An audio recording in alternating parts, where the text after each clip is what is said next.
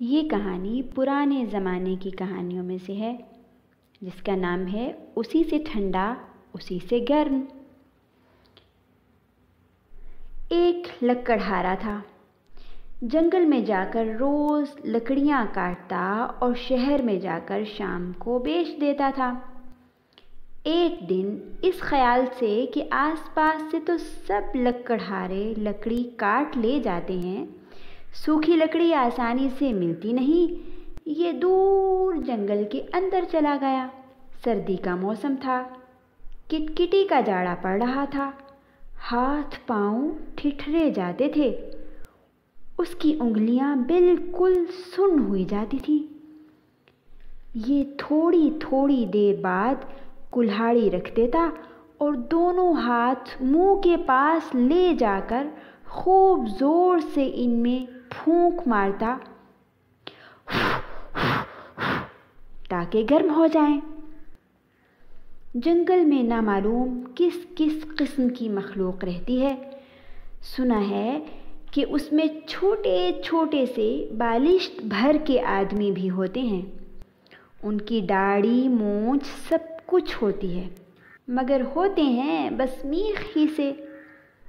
हम तुम जैसा कोई आदमी इनकी बस्ती में चला जाए तो उसे बड़ी हैरत से देखते हैं कि देखें ये करता क्या है।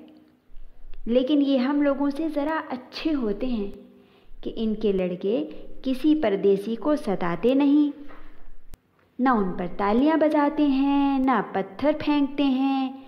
खुद हमारे यहाँ भी अच्छे बच्चे ऐसा नहीं करते, लेकिन उनके यहाँ तो सभी अच्छे होते हैं। खैर, लकड़हारा जंगल में लकड़ियाँ काट रहा था तो एक मियाँ बालिश्तिये भी कहीं बैठे उसे देख रहे थे। मियाँ बालिश्तिये ने जो देखा कि ये बार बार हाथ में कुछ फूंकता है तो सोचने लगे कि ये क्या बात है।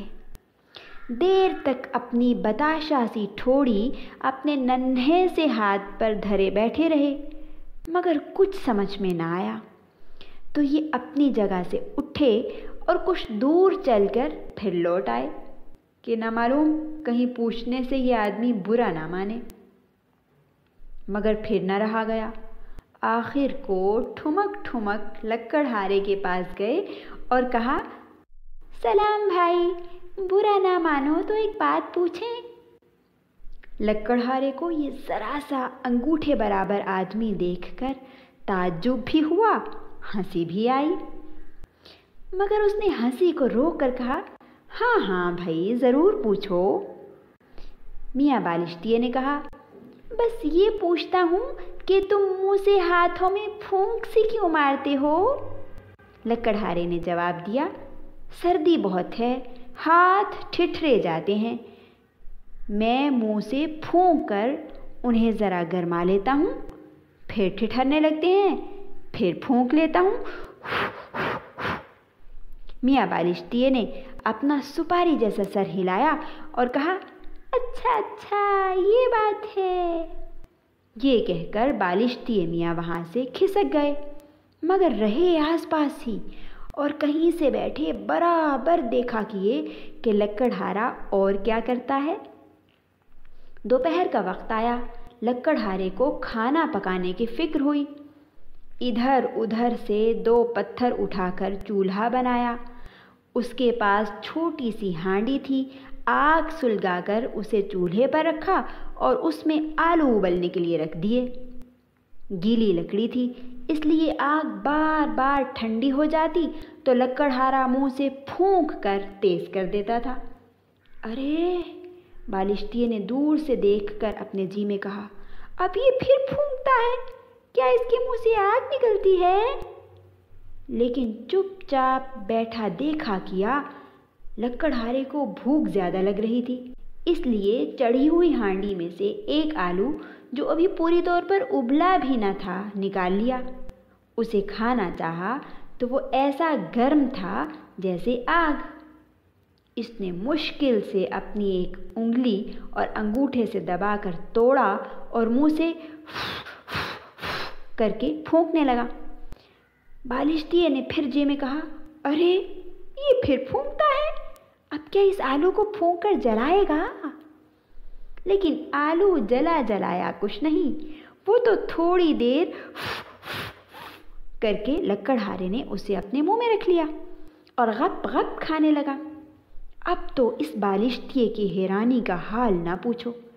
इससे फिर न रहा गया और ठुमक ठुमक फिर लकड़हारे के पास आया और कहा, सलाम भाई, बुरा ना मानो तो एक बात पूछें।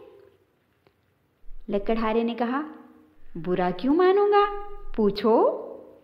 बालिश्तिये ने कहा, तुमने सुबह मुझसे कहा था कि मुंह से फूंक कर अपने हाथों को गरमाता हूँ, अब इस आलू को क्यों फूंकते हो?